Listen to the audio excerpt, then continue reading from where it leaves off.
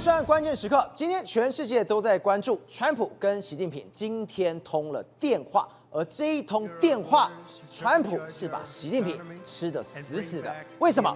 因为习近平从来没有办法想到，他惹上的是一个视钱如命，他为了钱什么事情都干得出来的人。这个川普，他不仅向全世界发动了关税战之外，他还把大家全部都邀来说，都来投资美国。而他今天说了一句话。他说：“你知道吗？这短短的8个月时间，我们竟然创造了17兆美元的投资金额。我再说一次，17兆美元换算台币是510兆，这其中里面还有关税。这代表今天有钱，他什么事情都做出来。只要有钱，什么事情都可以做讨论。这也难怪了，这几个月的时间，他不断的批评鲍尔，要他联准会降息。现在联准会他真的降息了，他甚至威胁所有人，你所有的企业都要回美国来制造。所以我们从来也没办法想过，前后任的半导体王者 Intel 跟辉达能够携手的合作。而就在这个脉络之下，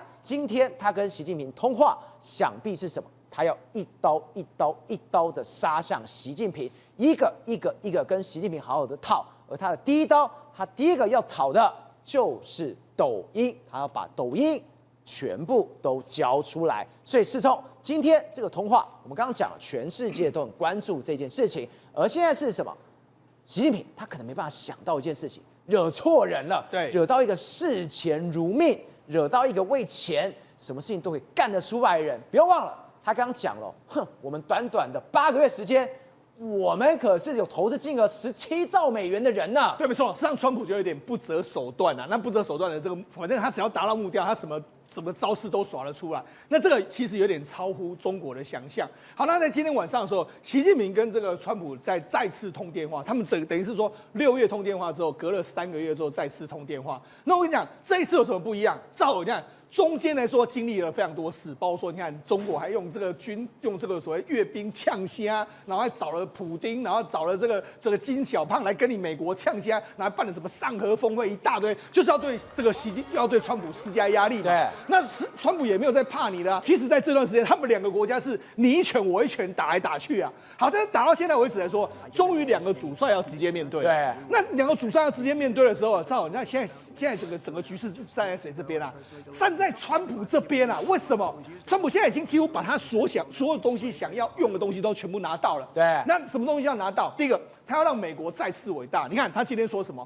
我上任以来几个月的时间啊，你看美国股市8个月哦，对，才8个月哦，美国股市已经创了多少次新高，对不对？创了新高不说，我们一共吸引了17兆美金。没有错，17兆美金，这只是8个月美国的总投资哈，17兆流到美国来，这当然有些还没有进来，但是它这个算法是17兆，那17兆是多少？510兆台币，510兆这个真的是惊人的数字啊！台湾1年的总预算才3兆，你看人家他吸的510兆进来，你就知道这个是多庞大的数据。然后他还说什么？他马上又酸了这个拜登，你说拜登呢？拜登政府的投资只有2500亿，他4年还达不到1兆，所以他就说他又笑了拜登一下，所以等于他又把这些，而且这样，再他要跟这个习近平通话前夕，联准会主席鲍尔，你不听话，你也是降息啦，对不对？另外还有什么？这个 Intel 呢？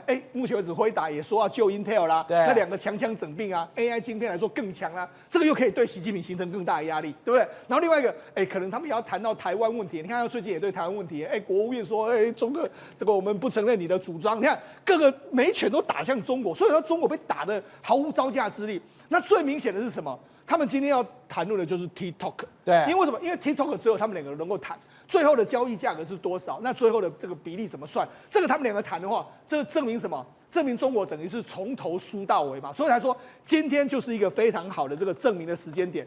如果他们2个谈的 TikTok 真的这个案子敲定了之后，那就证明中国真的是输到一塌糊涂。所以世聪，今天这一通电话，难道真的抖音的未来就一锤定音下去？是抖音以后变什么？美国抖音，美抖音，对，没错。我们之前都说，台积电到美国去设厂，很多人，我们国内很多媒体就说，或者很多蓝营就说啊，我们要变成美积电。我那时候说不可能，为什么？因为我们只是去投资嘛。但是反过来，真的变成这个美国的产品的，反而是中国的美抖音，抖音的这个 TikTok 的国际版。好，那我们讲被升的很凶嘛。贝登呢就说你们抖音不希望卖给我们，但他说没有这个第二条路，要么就是挂掉，要么就是你卖给我们。那目前为止他们敲定了，就是说这个美国持有80%嘛，对，那这个习近平的这个中国持有20%嘛。好，那他们两个要谈论什么呢？没有错，现在的这个架构是这样子哈，但是他们要谈第一个东西，赵你知道什么东西？价格。也就是说，我们要卖给你多少价格？对，这个就是他们两个才能够谈啊。至少如果是3000亿、2000亿，还是1000亿，这个差异很大这个差了好几千。你知道川普就是喜欢这种，你知道他喜欢那种谈判的那种 key 名，他一定要把它谈到最高、最低嘛。那中国一定要把它谈到最高嘛，卖给你才数字才比较爽嘛，对不对？所以现在两个这个就是一个重要的这个脚步。所以今天他们两个谈出什么价格，这就是代表谁赢了嘛。价格越低就是川普赢了，价格越高的话就是表示这个川普似乎是对中国也有一点点就是好了，这个的确是蛮值钱的，我也愿意这样买哈。这是第一个指标。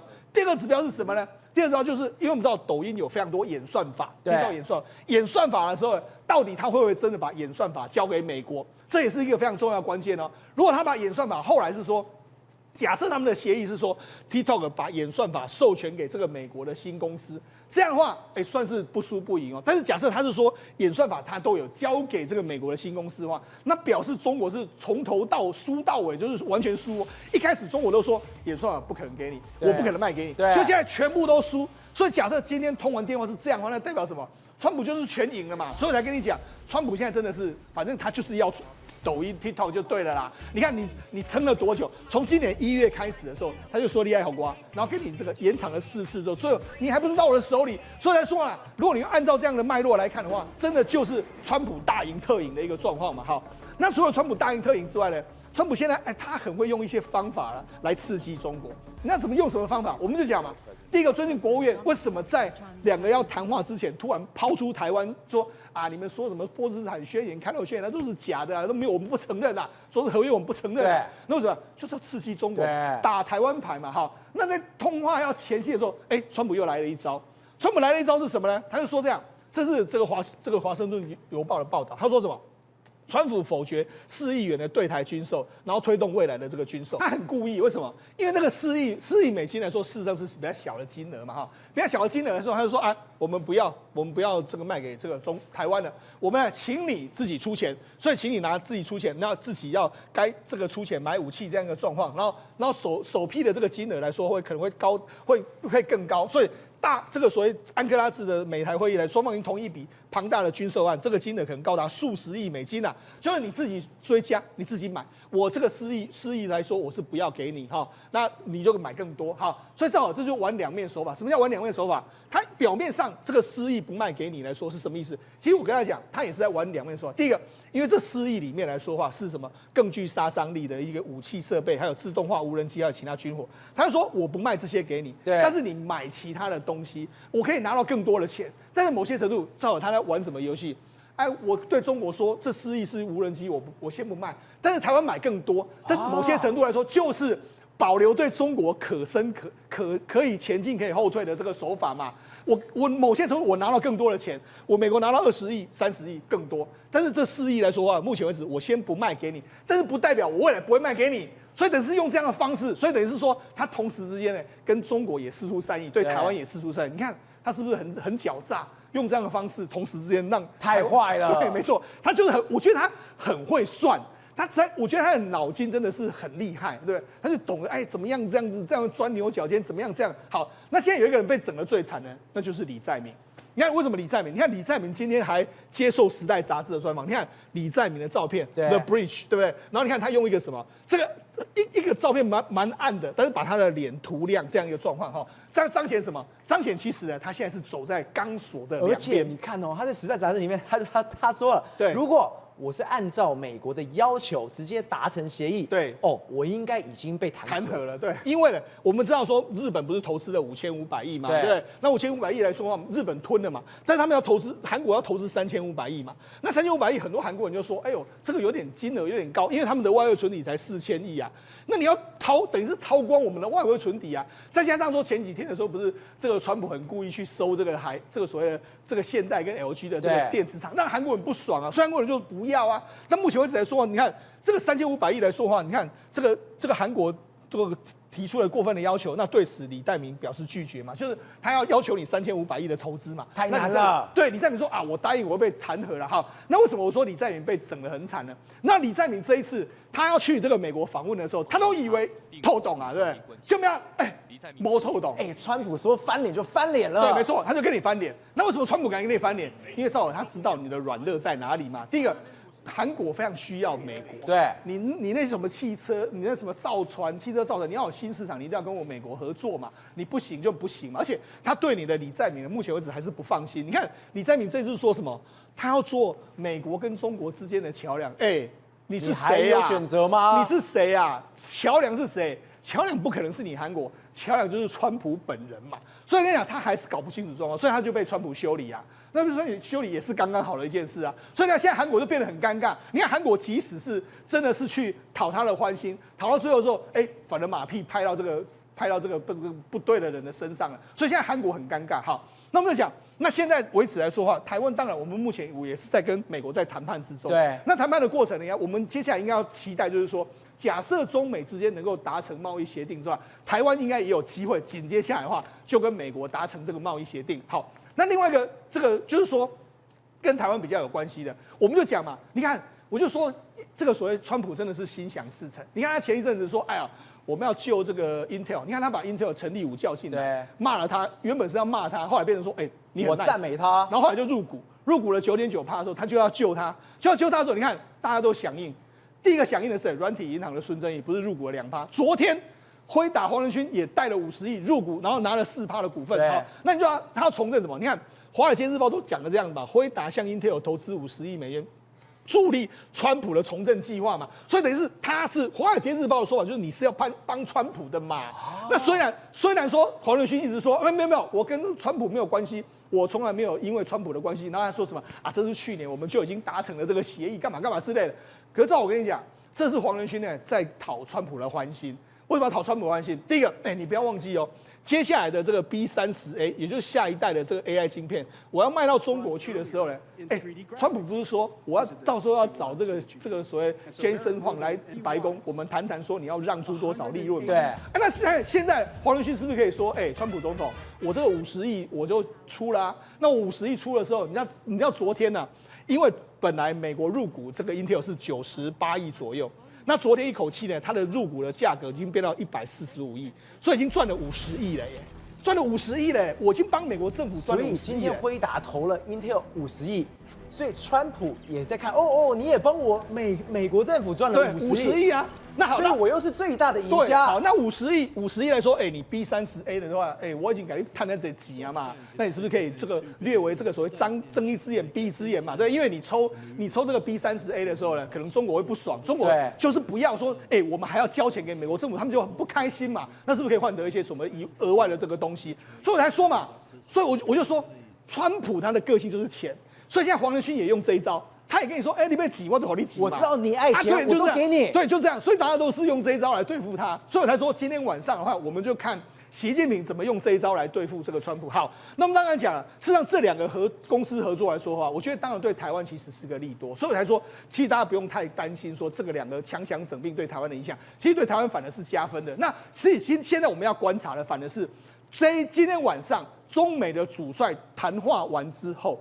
中美的贸易谈判是不是也推快速度？假设推快速度来说的话，台湾的贸易谈判也可以推快速度，所以我们要密切观察他们两国之间的关系的这个状况。国正，我们刚刚特别提到一件事情哦，现在这一通电话全球都在关注之外，我们刚刚讲，现在对于川普来说，我要一步一步、一刀一刀来进逼你习近平。你第一个，除了把你的抖音交出来外，你该交的东西全部都要交出来。我们这件事情不是开玩笑，为什么？因为现在对于川普来说，他早就准备好了。你跟我说，关键就在于航运，从航运就看得出来，现在川普真的要开杀了。所以从今天刚刚出炉了上海货柜指数，你就可以知道川普做了多么精密的计算，把美国小朋友今年圣诞节的玩具、美国家庭主妇的所有的生活用品，早就运到美国去了。准备就今天开火。什么叫今天开火？是我今天开始就不需要你中国的货物了。所以今天就出现什么状况？为什么选在今天打电话？因为今天上海货柜指数就公布了说运价的指数大概变动有多少？你知道今天竟然暴跌14.29%。对，如果各位台湾观众有玩过上海最近几年叫货柜王啊或航海王的股票的时候，你知道每个礼拜五都要看上海货柜指数，都会影响到隔天的货柜三雄的股价。跌14%，你知道多严重吗？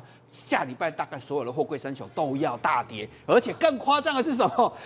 运到美西，中国大陆卖到美西的运价哦，表示货柜的价格有没有？竟然跌了30%，你知道跌30%什么概念？这个是暴跌剩1/3。那美东一样跌2成，因为美东用的比较少，跌破3000美元的关卡。那我们来看一个数字，所以等于说中国往美国这边运的根本就越来越少，我不需要你了，没有人在买货柜。准备要买运货柜的货要运到美国去，从今天开始大量暴跌，货物没有再运了，这很有趣的现象哦。所以你来看这个数字的时候，就看2024年的时候，上海货柜的运价一度达到3750美元，到了2025年，就今年年初的时候暴跌到这里，你知道发生什么事吗？对，就是关税4月2号关税战嘛，然后关税战就一路暴跌，没有人再运货到美国去嘛。那时候不是大家都嘲笑说美国小朋友的玩偶，川普那时候还回答可能有30个玩偶啊，现在可能只剩2个，但是川普没有这样干。接下来开一个说，我关税豁免，你们可以尽量出货，所以运价马上这样飙上来了，所以大量货物就运到美国去了。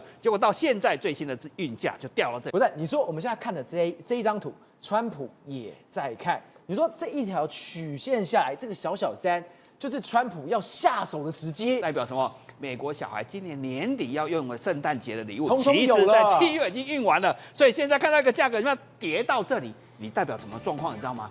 货物状况可能比4月2号还要严峻，所以为什么川普已经算准了？我就是选择今天要跟你开打，跌了12%，美西还跌30%，而且甚至惨到什么地步？我们知道马士基航运是全世界最大航运公司3大之一，你到下个礼拜最后一艘船要离开厦门港，9月23号离开厦门港就拜拜的厦门，我今年不会再回来了，我不会再替你载货了。这代表什么？福建省最大的出口港口竟然没有货载了，怎么办？太夸张了吧！结果不止他，连赫伯罗德也说，我也要大量停航，地中海航运我也要大量停航。中国没有货要运出口，所以川普每一件事情都算得非常准。那我们来看这张表，就看出川普的算盘也很厉害。从4月2号关税战以来，整个国际市场正在变化。它本来大量依靠中国了，现在不用。这一条蓝线是美国的货柜进口的数量，对，这一条是中国出口到美国的货柜数量，这是美国整个国家，这个是中国出口。你可以看到，在去年7月的时候，其实双方非常的接近，代表美国用多少货柜，中国就出口多少。你看双方拉得很近，整个变化是非常一致的。到今年开始的时候，出现一个变化，一样是在4月的时候，不是掉下来嘛，对不对？接下来美国在成长，中国没有成长。美国的货柜进口量，它稍微4月2号年初稍微掉一下，可是它接下来爬上去，双方出现一个怎么样？一个很大落差出现了。理论上双方这个数字是要贴近了嘛？对，这贴近代表什么？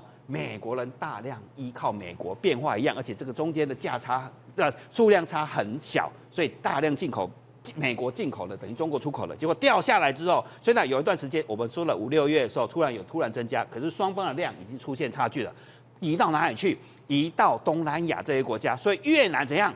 在7月的时候暴增34%，马来西亚暴增更多70%，大量美国货物是从哪里进口？越南跟马来西亚，再来印度。发往美国的货柜暴增31%，日本还是减少2%，日本东西比较贵，还在谈嘛，所以变了什么？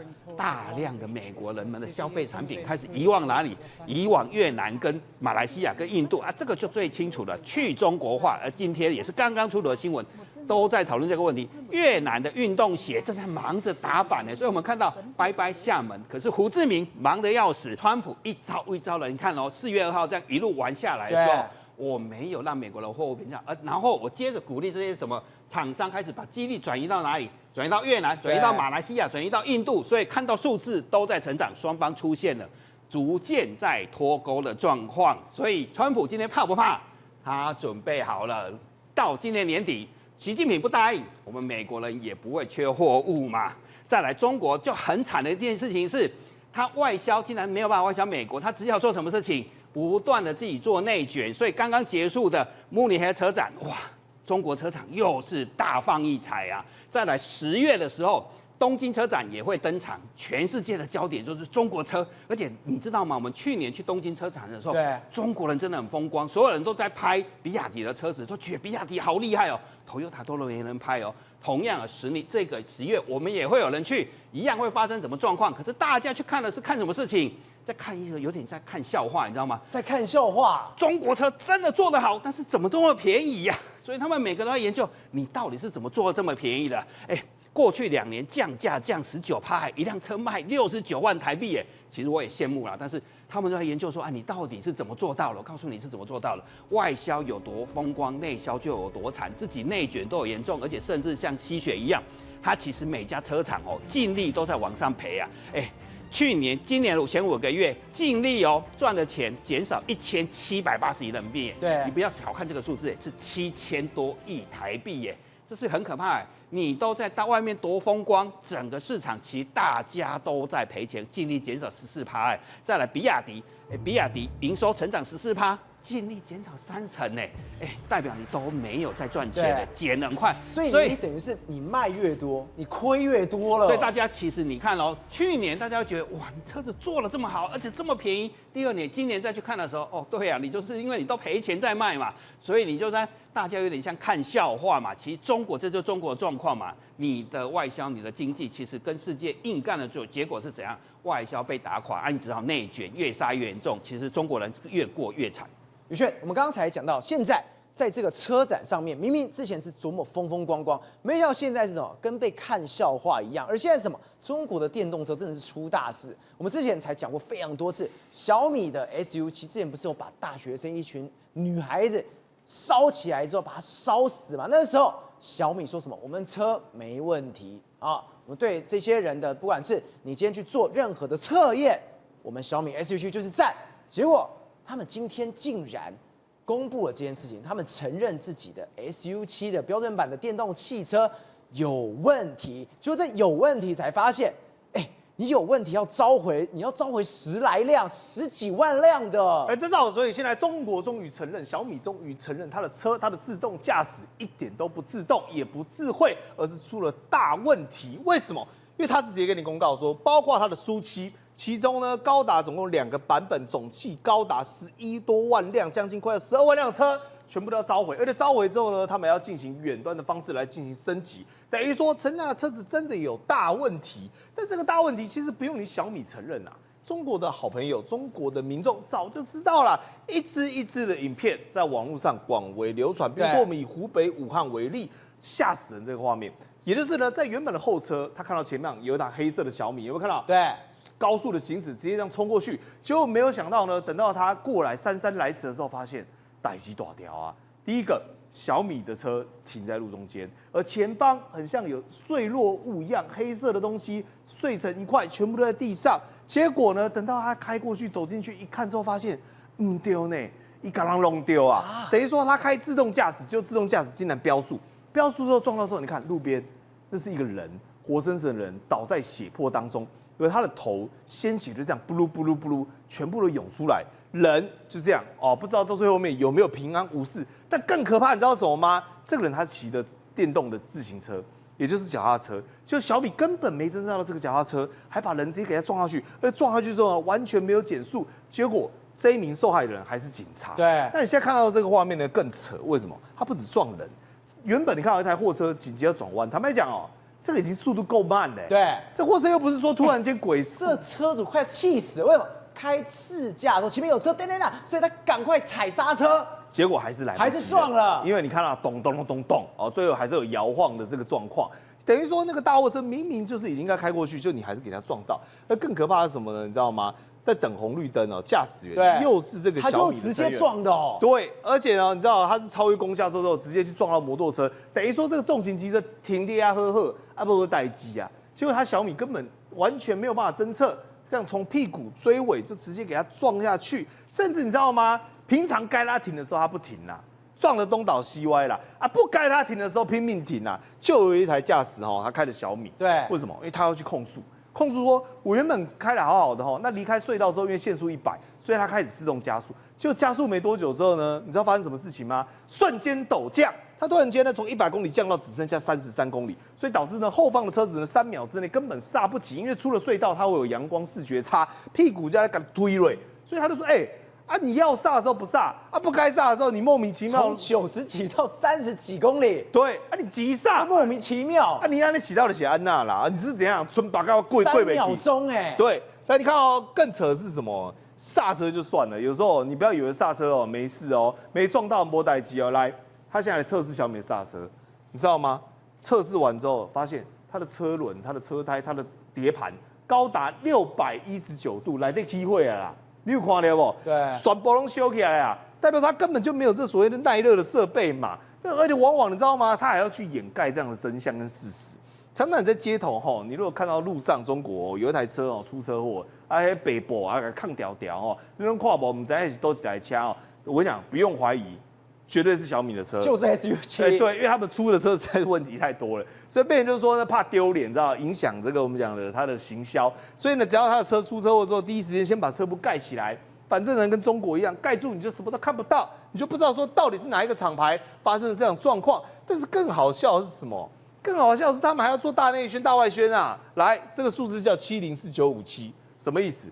代表说这是他的跑的时间点7分04秒957，连这样算的仔仔细细。对，他跟你讲，这是我们的苏 Ultra 特别版的，很厉害。我觉得小米真的是脸皮有够厚啦，因为你知道吗？小米就学他的一大堆车子，就是模仿我们讲的这个保时捷的这个凯肯，而且他还说什么？这个成绩，你刚刚讲704957，这个成绩比上任的冠军保时捷快2秒，快2秒差很多所以你看他脸皮多厚，他去抄人家的凯肯，这一台有这么强，那还说自己赢过人家凯肯就我们讲叫你模仿，不是叫你超越，他真的把人家超越了对不对？结果真的有人相信啦。就跑去实测啦，他也一样啊，开苏7啊，对，开 Ultra，就是这一台，然后嘞，撞了，然后他就出事情了，他就是要学他一样同样的在过这个高速过弯，结果就打滑之后呢，直接往护栏撞上去，就护栏撞上去之后，你知道更离奇的事情来了防撞气囊根本没有开，真的假的？你还叫智慧车辆？就防撞气囊开都没开，弄干呢啊！真的里面的车主就整个傻眼，想说发生什么事情，怎么会撞成这样子？但我讲 SU7自己撞到就算了啦，他会干嘛？过港路啊！因为呢，就有一个车主，保时捷的车主一个女车主，她干嘛呢？她开在高速公路上她先从右侧车道呢，她先超过一台车之后呢，来你看超过一台车之后，她开始在那边路中央行驶，就行驶之后呢，突然间小米有一台自动驾驶的车子因为他看到前方有挡住他的车子很慢，所以呢，他自动驾驶就判断说，那我来鬼切好了，他就一路鬼切2个车道，往左边钻过来。小米当他判断说前方有障碍物的时候，他违规了，往左边迅速行驶，根本没有侦测到有任何的人，而迅速行驶之后导致保时捷去撞到这个理想汽车之后，理想汽车它的自动驾驶为了要避免，又往右边偏，然后又撞回到原本的一台 SU7，就变成这样子，连环车祸，连环撞。但是我跟你讲，越挫越勇，中国的电动车绝对不会放弃他们的未来跟发展。这台不是小米了，这台叫做小鹏。那小鹏他要发明什么吗？他说我们要打造一台陆地的航空母舰。太威了吧！就是这一台。你不讲我还以为这个 Cybertruck 又出新款的，这模仿的一模一样，有够会抄人家的啦脸皮真的有够厚。但是它厉害是什么？来，后方的放下来，对，打开之后你会发现这个叫什么？这个叫做我们讲的天空巴士。天空的我们讲的这种自驾车，不是，这根本就像一个大型的无人机了吧？对，所以我讲很好听啦，说什么飞行汽车啦，你汽车要有轮胎嘛？我请问一下，你这台飞行车轮胎在哪里啦？方向盘在哪里啦？不是你就是把无人机做大一点而已对不对？他就说这个叫做飞行汽车，然后很厉害，天空一次选，而且你知道他会干嘛吗？他说未来我们还会有一个进化版。这个进化版就是一体型的飞行汽车，这就是真的了来，然后车型呢一样长得像 Cybertruck， 就是这个。对，然后你看它的顶棚干嘛？我们讲一般是天窗，打开来，有翅膀对，那就是无人机4个无人机多了4个无人机，然后把它载到天空去。但是呢，偏偏在长春航展，他们就要秀肌肉嘛。9月19号才登场各位，这是新的16号预演的时候来，突然间发现呢有熊熊的火光，在远方燃烧。你知道这个火光怎么回事吗？不好意思就你刚才看到的所谓的天空飞行的汽车，飞行汽车相撞真的假的？因为你想想看啊，有这么多人，他说有5000份订单，结果你在这个秀里面2台车就撞了。所以我讲异想天开的东西很多啦，但比起这样啊，你中国不如好好想一件事情，也就是把所谓的安全性质给搞好，这样比较实在。瑞德哥，川普真的是心狠手辣。我们刚刚讲了，他为了钱不择手段，从关税到投资到这个鲍尔，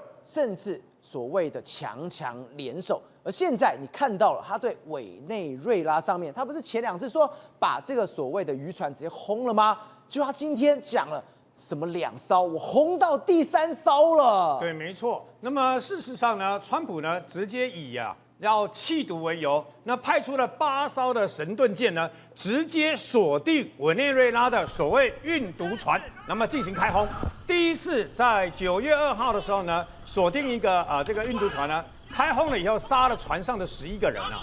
那么第2次9月15号呢，直接把另外一艘也是号称是运毒船呢，然后直接把它炸成火球。那么船上有3个人死亡。大家都以为，那么川普呢是这个等于说针对2艘这个运毒船啊开轰，结果川普很得意的说，不，你们看到2艘，事实上我已经炸了第3艘了，而且他们很凶哎。对，没错。那么事实上也因为这样一个动作，因为他直接锁定委内瑞拉籍的相关的这个运毒小艇，对，然后进行轰炸嘛。那委内瑞拉的这个总统啊，那么这个马杜罗当然很生气啊，所以呢，委内瑞拉从昨天开始进行军事演习。锁定美国来的，那么所以昨天第1天，今天第2天，明天总共进行3天了。那么不过进行这个军事演习有点逊了，你知道吧？我们一向看军事演习都是最好的武器，然后最棒的陆海空军嘛。那委内瑞拉因为它兵力没有办法跟美军比嘛，那锁定的假想敌又是美军嘛，所以他派了12艘。号称是军舰，然后紧接而来又出动了这个等于说包括那么2500名的士兵哦，然后呢还有这个22架的飞机，还有20艘的小艇，那么进行这个，他当然也有把画面呢所谓演习的画面给这个全世界看嘛，不过被抓包，为什么？为什么？演习的画面那个苏凯30啊。那个画面是2024年，去年就已经在网络上公布，不是今年的军演吗？一模一样的，不好意思，我你把弄起来更新的，他用一模一样的这个等于说演习的画面，他马上被人抓包，因为呢，他就展示说我有反舰飞弹哦，你这个美军的神盾舰小心哦。那么事实上呢，美军如果会怕你，美军的神盾舰如果会怕你的话，就不叫美军了嘛。那么它其实的优点在什么地方？虽然它这个军队人数不多啊。那么，这次演习是出动2500名士兵，但是他号称有几万名的民兵。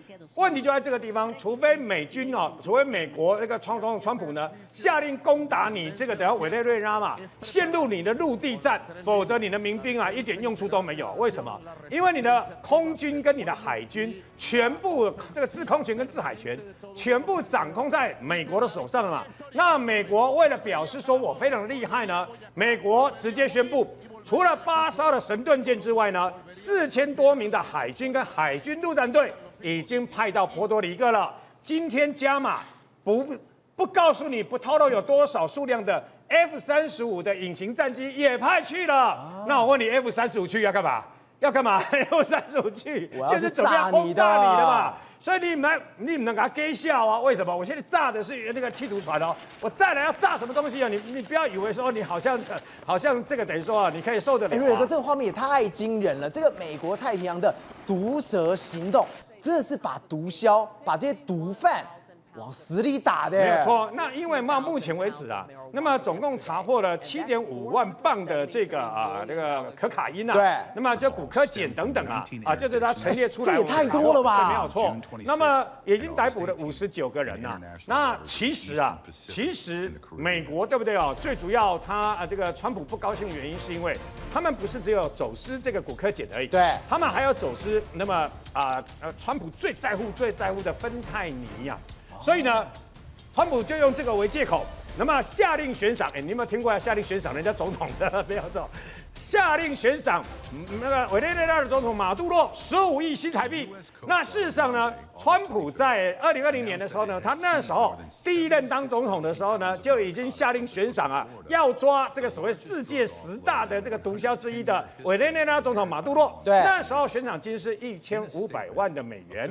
那拜登继任了以后呢，那时候加到2500万美元。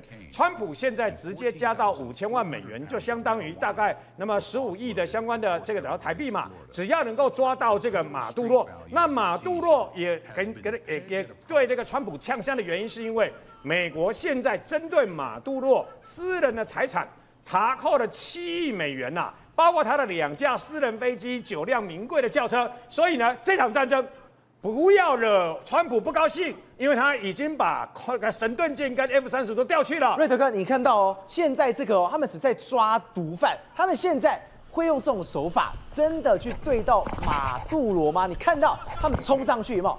那船整个把它搬开来，人躲在里面，全部拉出来的。我现在担心的哦，是啊，川普如果要真正对付马杜罗的话，他可能不要活抓，他可能直接把他炸死，直接把他炸了。请问一下，你的这个的苏凯30啊，你的这个民兵啊。那么，你委内瑞拉的这个兵力能够跟伊拉克、能够跟伊朗这个等于相提并论吗？美国总统对伊朗说炸就炸，对这个的伊拉克说打就打，所以你真的不要惹这个等于说川普不开心啊，否则下一次可能就不是只有单纯的针对这个相关的小艇开火 ，F-35一来，可能利重战机直接飞到这个委内瑞拉境内，可能到时候那么倒霉的。可能就是马杜罗的总统官邸了。宏观取材，厘清真相，犀利精准，深入剖析，时刻掌握关键新闻时事，不漏接。老时段，新气象，我是钟浩和，关键时刻2.0，全新出击。